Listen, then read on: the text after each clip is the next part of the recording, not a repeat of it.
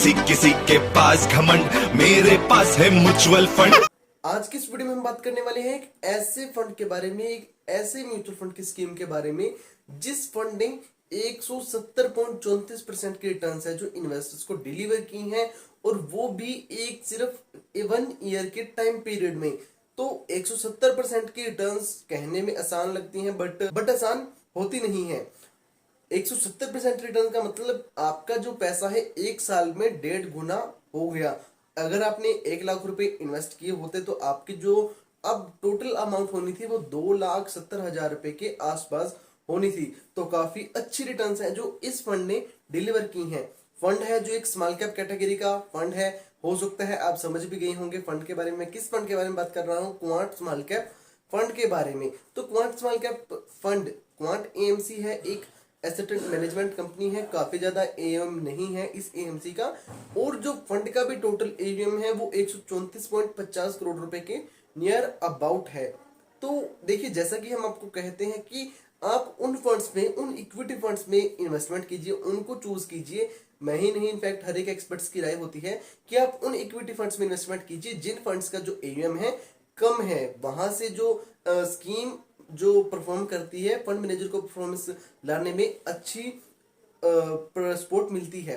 तो ऐसे में 134.50 करोड़ रुपए का ओनली टोटल एवीएम इस फंड का है, और फंड ने जो आउट परफॉर्म किया है स्मॉल कैप कैटेगरी की एवरेज रिटर्न्स को, तो हम समझ सकते हैं कि। और आपको बता दें कि टॉप 3 म्यूचुअल फंड स्कीम्स में से जो एक स्कीम है क्वांट स्मॉल कैप फंड 21 में है। Mutual fund investments are subject to market risks. Read all scheme related documents carefully.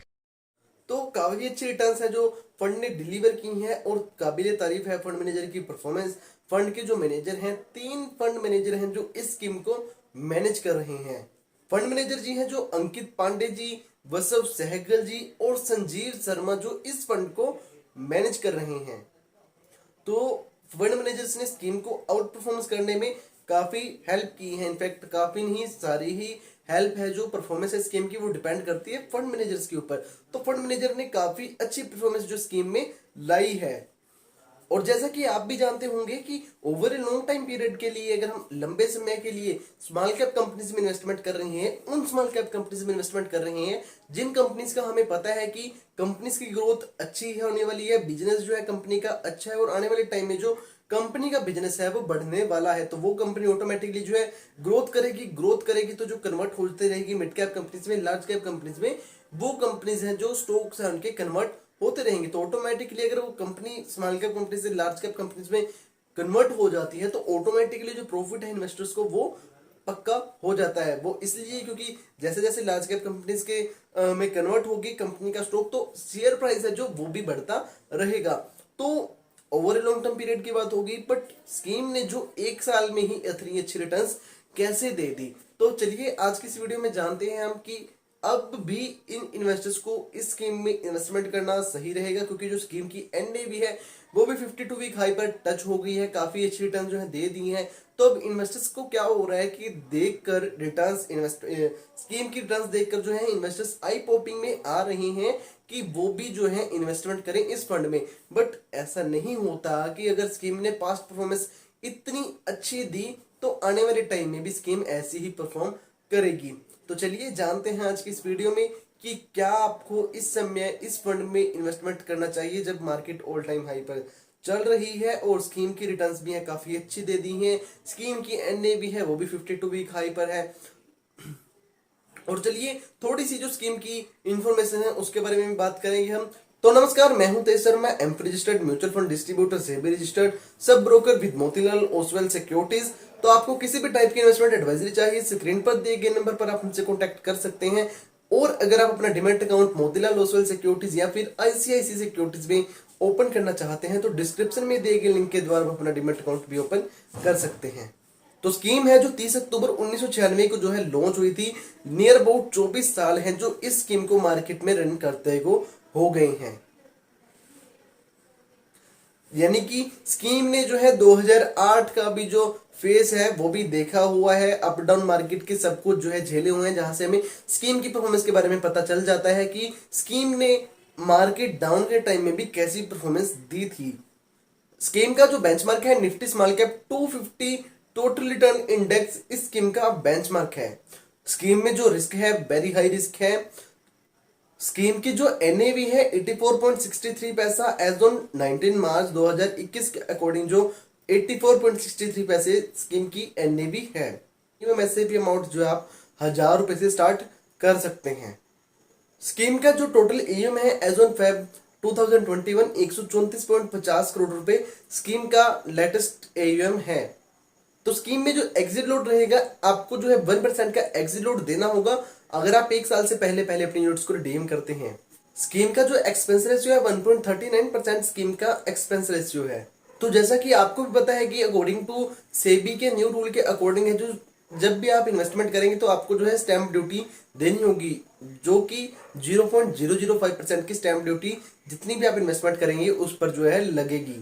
तो आप जो है स्टैंप ड्यूटी के चार्जेस को भी ध्यान में रखकर जो है अपनी इन्वेस्टमेंट कीजिए, क्योंकि कहीं ऐसा ना हो कि आपको स्टैंप ड्यूटी भी देनी पड़े और आपको अगर नीड पड़ जाए विद इन 15 to 20 डेज या उससे पहले या शॉर्ट टर्म में आपको नीड पड़ जाए और आपके जो रिटर्न्स हैं पैसे भी पूरे ना हो स्टैंप ड्यूटी के भी, तो उसका भी आपको कोई बेनिफिट नहीं होगा।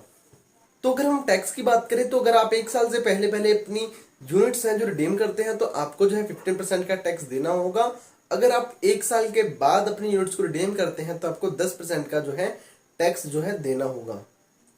स्कीम ने जो पिछले 10 सालों में एनुअल एवरेज रिटर्न्स दी हैं 10.3% की रिटर्न्स है जो डिलीवर की हैं और वहीं 5 साल में 12.96% की एनुअलाइज रिटर्न्स डिलीवर की हैं और 3 साल में 17.78% की एनुअलाइज रिटर्न्स डिलीवर की।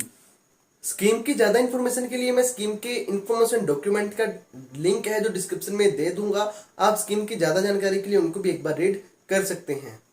तो अगर हम रिस्क रेशियो के बारे में बात करें स्टैंडर्ड डेविएशन के अकॉर्डिंग स्कीम में हाई वोलेटिलिटी है। शार्प रेशियो और जैनसन अल्फा से अगर हम मेजर करें तो बेटर रिस्क एडजस्टेड रिटर्न्स है जो स्कीम में हमें देखने को मिलेगी।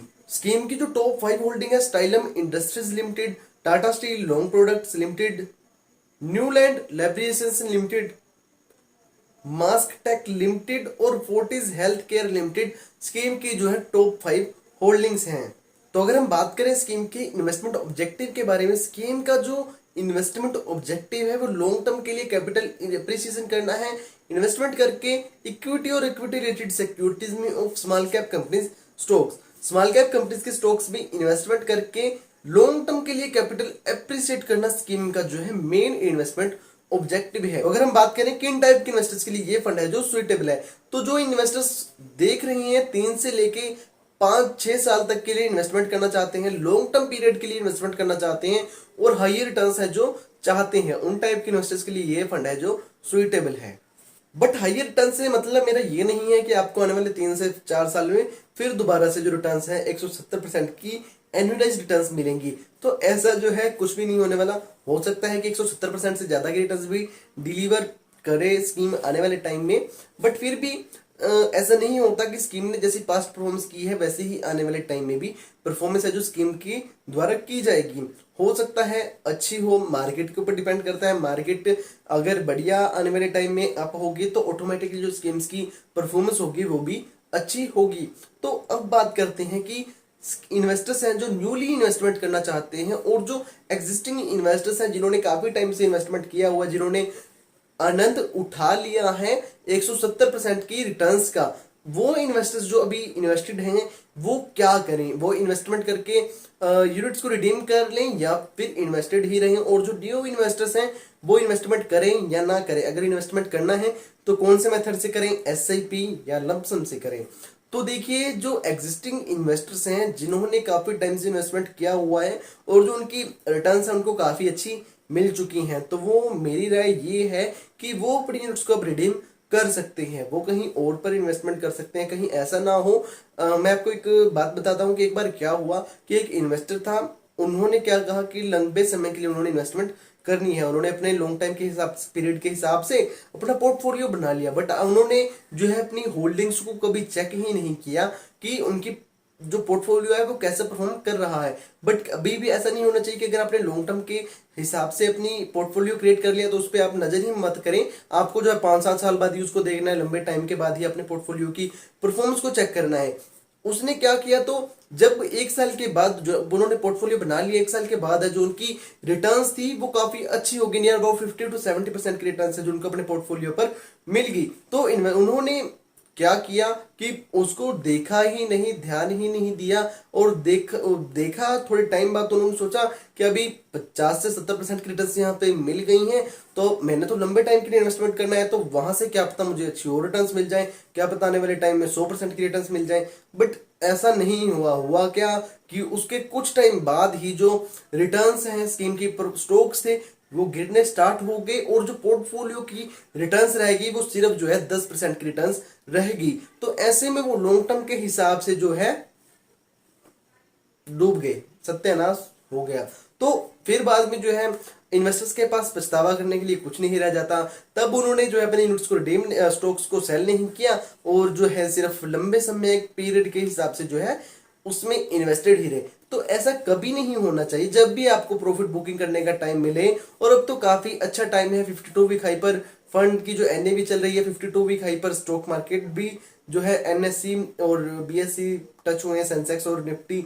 तो इस टाइम है जो जो एग्जिस्टिंग इन्वेस्टर्स हैं जिन्होंने काफी अच्छी रिटर्न्स इस फंड से कमा ली हैं, तो वो इन्वेस्टर्स अब अपनी यूनिट्स रिडीम कर सकते हैं, कहीं और अच्छे मौके का इंतजार कीजिए, कोई और फंड्स में इन्वेस्टमेंट कीजिए। और हम बात करते हैं कि अगर नए इन्वेस्टर्स इसमें इन्वेस्टमेंट करना चाहते हैं, क्योंकि होता है, मेरे को भी होता था पहले कि किसी फंड ने अच्छी रिटर्न दे दी तो इसमें हम इन्वेस्टमेंट करेंगे, और एक बार मेरे साथ भी ऐसा हुआ कि मैंने किसी स्टॉक में इन्वेस्टमेंट कर दी, और मुझे वहां पर लगा कि क्योंकि स्टॉक की जो परफॉर्मेंस थी ना पिछले एक महीने में काफी अच्छी रिटर्न दे दी, तो क्या हुआ कि मैंने सोचा कि अब जो स्टॉक है और ऊपर जाएगा, बट ऐसा नहीं हुआ। स्टॉक है जो दोबारा गिरना शुरू हो गया, बट जब तक एक महीने में उसने अच्छी रिटर्न दे दी और जब टाइम पूरा हो गया तो मैंने तब उसमें इन्वेस्टमेंट करी, और उसके बाद जो स्टॉक ऑटोमेटिकली डाउन मूव आने लग गया। तो ऐसा नहीं होना चाहिए।